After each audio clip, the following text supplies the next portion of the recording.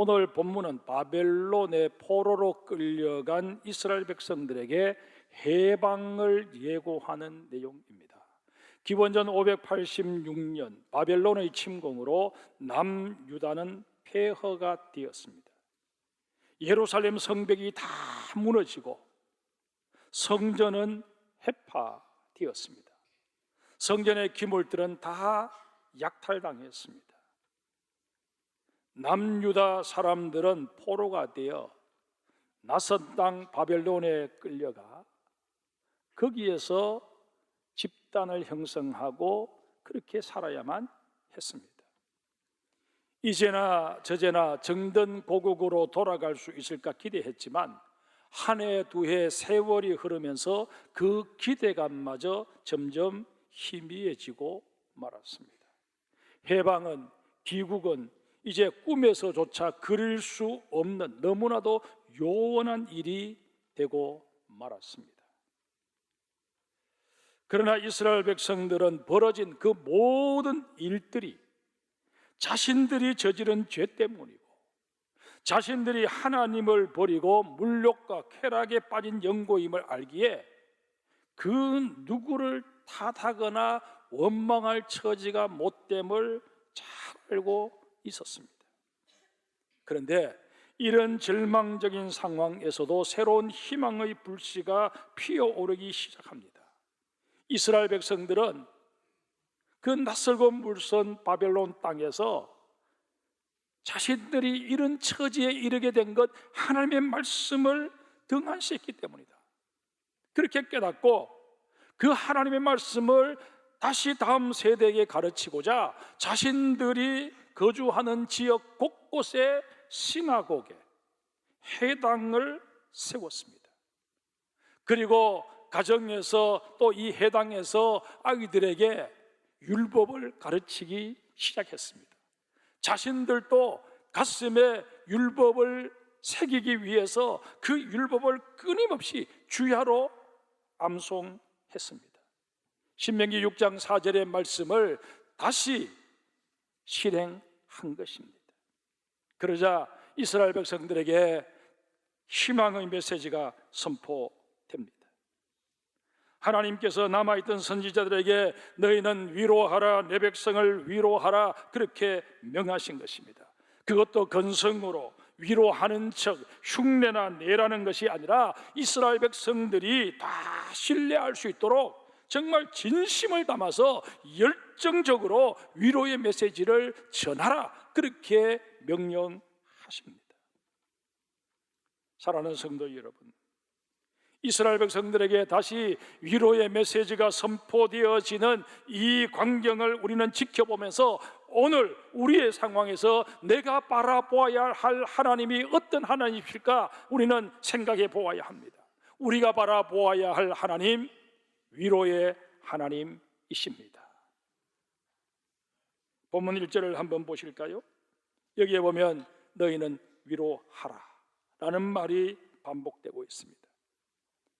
유대 어법상 말을 두 번 반복하는 것은 확정적인 의미를 담고 있습니다. 이제 포로 상황은 끝났다는 것입니다. 이스라엘이 저지른 죄악 때문에 하나님이 진노하시기는 하셨지만 그렇다고 해서 이스라엘의 선조들과 맺은 그 언약마저 다 파기해 버리신 것은 아니라는 사실을 그들에게 상기시켜 주신 것입니다. 이러한 사실은 호세아 선지자를 통해서도 확인되고 있습니다. 호세아 6장 1절에서 호세아가 뭐라고 선포합니까? 오라, 우리가 여호와께로 돌아가자. 여호와께서 우리를 찢으셨으나 도로 낫게 하실 것이요 우리를 치셨으나 싸매어 주실 것입니다. 여호와께서 이틀 후에 우리를 살리시며 셋째 날에 우리를 일으키시리니 우리가 그의 앞에서 살리라. 우리를 치유하시고 회복시키시고 다시금 살리시는 것, 이게 우리를 향하신 하나님의 본심이십니다.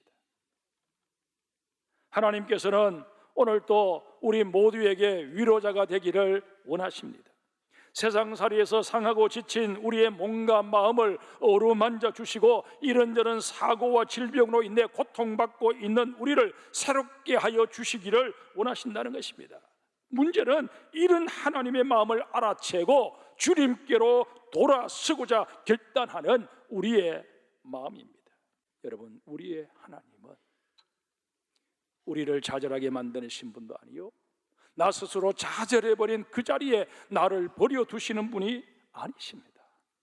우리를 찾아와 손잡아 주시고 이렇게 세워주시고 용기를 주시는 분이십니다. 오늘 우리의 현실이 아무리 힘들고 어려워도 이 위로의 하나님을 바라보며 나아가면 하나님께서 반드시 우리를 일으켜 세워 주실 줄 믿습니다. 우리 고린도후서 1장 3절 이하를 한번 보실까요? 찬송하리로다. 그는 우리 주 예수 그리스도의 하나님이시요 자비의 아버지시요 위로의 하나님이시며 우리의 모든 환난 중에서 우리를 위로하사 우리로 하여금 하나님께 받는 위로로서 모든 환난 중에 있는 자들을 능히 위로하게 하시는 이시로다. 아멘.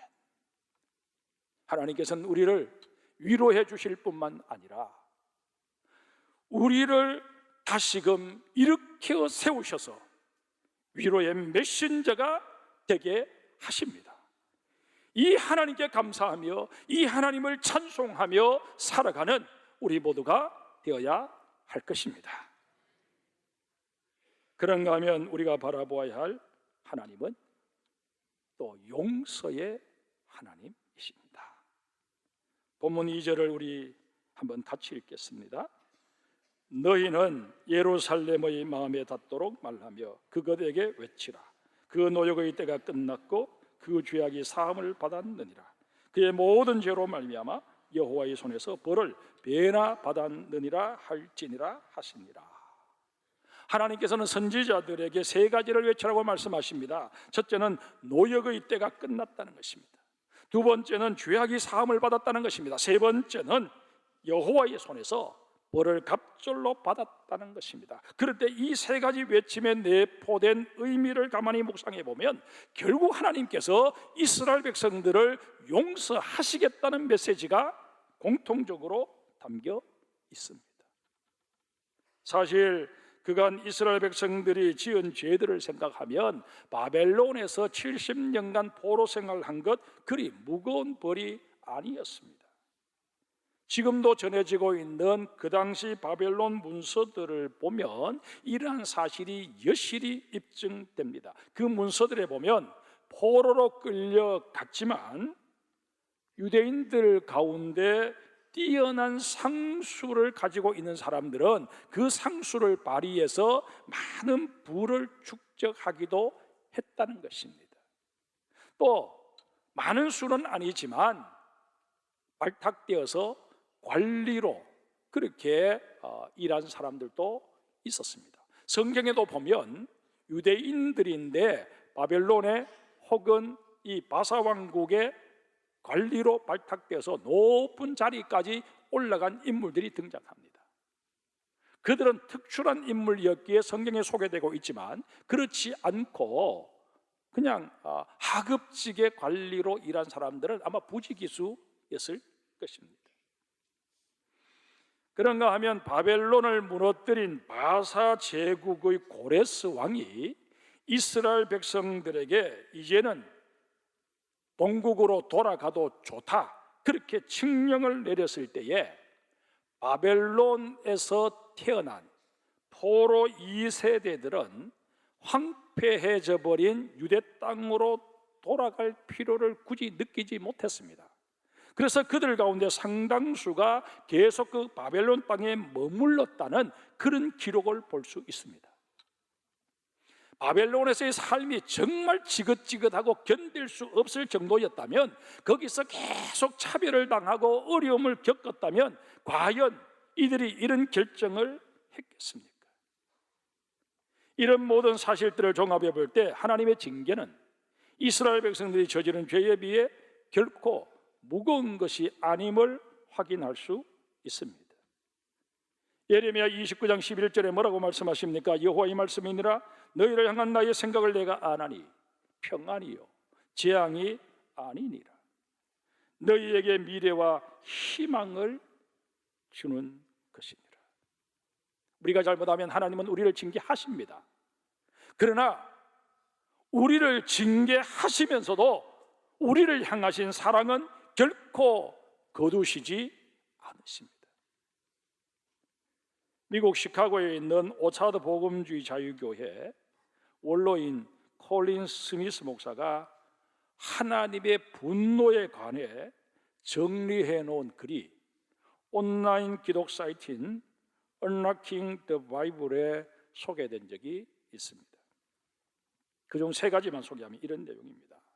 첫째, 하나님의 분노는 세상에 침범한 악에 대해 보이신 거룩한 반응이라는 것입니다.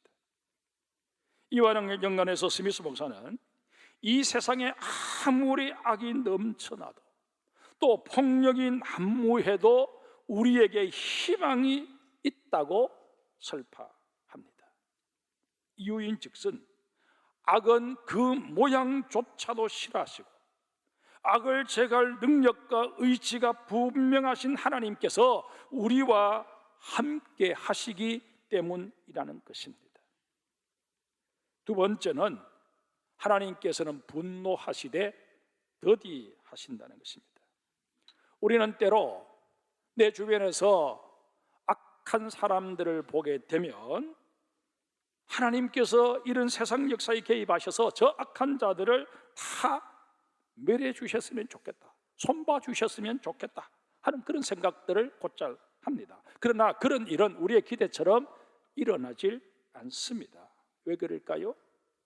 베드로후서 3장 9절에 그 답이 있습니다. 주의 약속은 어떤 이들이 더디다고 생각하는 것과 같이 더딘 것이 아니라 오직 주께서는 너희를 대하여 오래 참으사 아무도 멸망하지 아니하고 다 회개하게 이르기를 원하시느니라. 무슨 말씀입니까? 하나님이 분노를 더디하시는 것 결국 다른 누구 때문이 아니라 나 때문이라는 것입니다. 내가 누군가를 보면서 분노할 때 하나님은 우리에게 끊임없이 말씀하십니다. 그 사람의 악행을 보면서 너 속에 자리하고 있는 악을 보았으면 좋겠다. 그리고 그 악의 문제를 너희가 해결하기 위하여 내 앞에 나와 회개할 수 있었으면 좋겠다. 내가 분노하지 않는 것, 내가 너희를 징계하지 않는 것, 너의 그 죄의 문제를 해결할 때까지 내가 기다리기 위함이다 말씀하신다는 것입니다. 그러기에 여러분들을 힘들게 하고 또 여러분의 눈에 악하게 비치는 그런 사람들을 보면서 분노하기 이전에 그를 통해 말씀하시는 하나님의 음성을 듣고, 하나님, 저 사람 속에 있는 악은 곧 내 속에 있는 악임을 깨닫게 하시니 감사드립니다. 이제 이 내 속에 있는 악을 주님 앞에 내려놓습니다. 주여 긍휼히 여기시고 종의 죄를 용서하여 주옵소서. 그렇게 기도할 수 있는 우리가 되어야 할 것입니다. 세 번째는 하나님의 진노가 지금도 쌓이고 있다는 것입니다. 로마서 2장 5절에 분명히 말씀하십니다. 다만 내 고집과 회개하지 아니한 마음을 따라 진노의 날 곧 하나님의 의로운 심판이 나타나는 그날에 임할 진노를 내게 쌓는도다. 여러분, 지금 별 문제가 없다고 아무렇게나 살아서는 아니 됩니다. 공의의 심판의 날은 반드시 임할 것이고 그때 하나님 앞에서 아무 말도 할 수 없는 그런 우리가 되어서는 아니 될 것입니다. 여러분, 하나님께서 진노하시고 우리를 징계하시는 것, 우리를 멸하시기 위함이 결코 아닙니다. 어떻게 해서든 우리를 돌이켜 용서하시기 위함이십니다. 시편 103편 8절 이하에 분명히 말씀하십니다. 여호와는 긍휼이 많으시고 은혜로우시며 노하기를 더디하시고 인자하심이 풍부하시도다. 자주 경책하지 아니하시며 노를 영원히 품지 아니하시리로다. 우리의 죄를 따라 우리를 처벌하지는 아니하시며 우리의 죄악을 따라 우리에게 그대로 갚지는 아니하셨으니 이는 하늘이 땅에서 높음같이 그를 경외하는 자에게 그의 인자하심이 크심이로다. 아멘. 이런 하나님의 사랑을 우리가 알기에 우리는 오늘도 그 하나님 앞에 엎드려 내가 나의 영을 주의 손에 부탁하나이다. 진리의 하나님 여호와여 나를 속량하셨나이다 고백할 수 있는 것입니다. 여러분, 하나님의 사랑에 의지하여서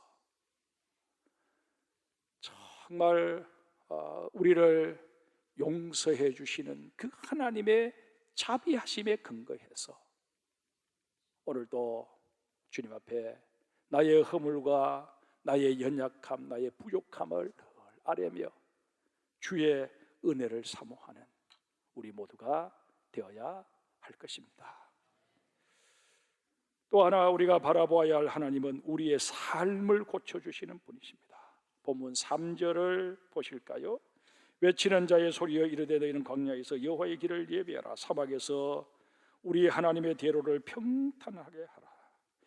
여기에 등장하는 외치는 자가 누구인지 정확히 알 수는 없습니다. 하지만 많은 성경학자들은 하나님께서 보내신 천사로 받아들입니다. 하나님께서 천사를 보내셔서 여호와의 길을 예비하시고 하나님의 대로를 평탄하게 하신다는 것입니다. 그런데 여기서 굳이 광야, 사막을 언급하신 이유가 무엇일까요? 두 곳 다 황량함, 피폐함, 죽음, 판멸이라는 이미지가 강하게 내포되어 있기 때문입니다. 이런 의미에서 광야나 사막은 우리의 영적인 상태를 대변한다, 그렇게 해석할 수 있습니다. 아모스 8장 11절에 이런 말씀이 있습니다. 주 여호와의 말씀이니라. 보라 날이 이를지라 내가 기근을 땅에 보내리니 양식이 없어 주림이 아니며 물이 없어 가람이 아니요 여호와의 말씀을 듣지 못한 가람이라. 지난 수요일에도 제가 잠깐 소개를 드렸습니다마는 목회 데이터 연구소에서 지난 6월 2일부터 8일까지 만 19세 이상 출석 교인 1000명을 대상으로 설문조사를 했습니다. 그 결과 한국교회 교인 10명 중 4명은 소위 말하는 썬데이 크리스찬, 이름만의 크리스찬으로 드러났습니다. 그저 주일 1시간 예배 드리는 것으로 나는 신앙적인 도리를 다 했다, 그렇게 생각하는 사람들이 10명 가운데 4명이라는 것입니다. 썬데이 크리스찬이 예배에 참석하는 비율 49.1%였습니다. 한 주 건너 한 번씩 참석한다는 얘기입니다.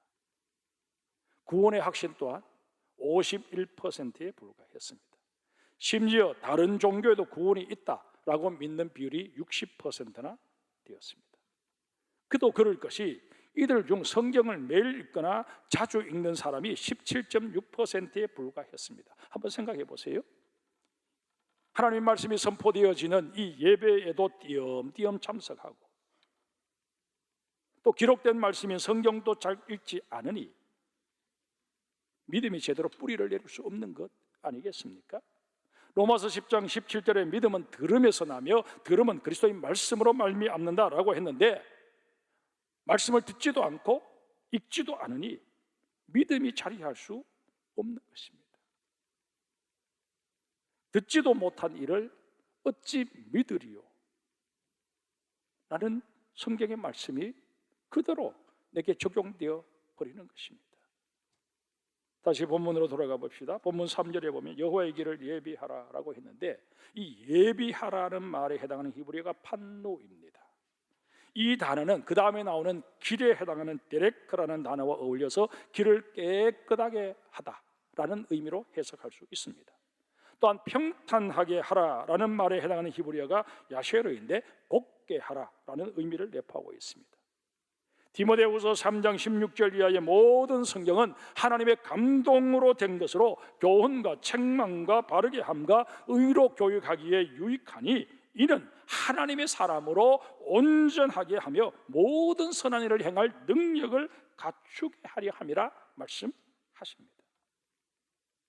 메마른 우리의 영혼을 다시 소생시켜주고 왜곡된 우리의 가치관과 삶의 우선순위를 바르게 교정해 줄 수 있는 것은 오로지 하나님의 말씀뿐임을 믿으시기를 바랍니다.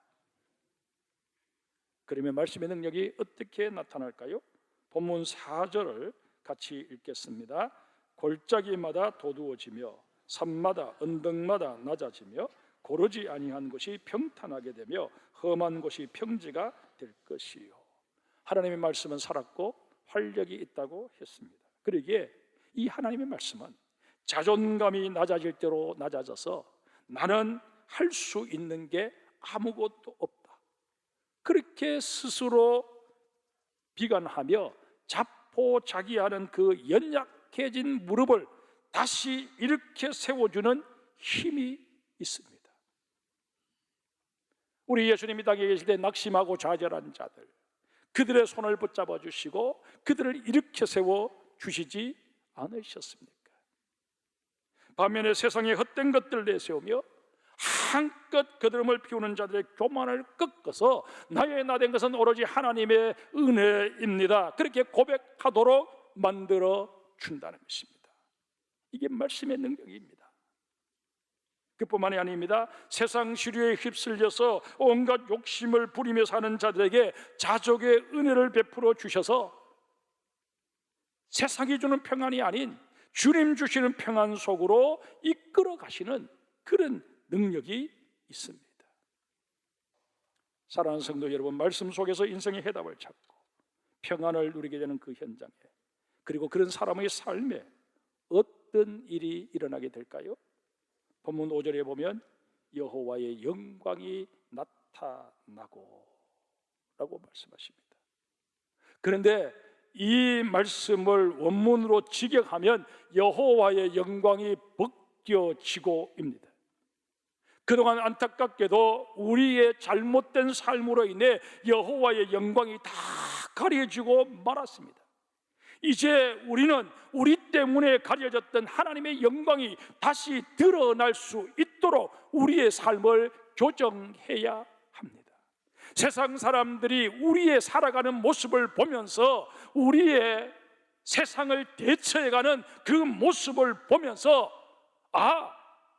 저들을 보니 하나님이 계신다, 저들을 보니 하나님은 사랑이시다, 하나님은 긍휼이 풍성하신 분이시다, 그렇게 말할 수 있도록 만들어야 한다는 것입니다.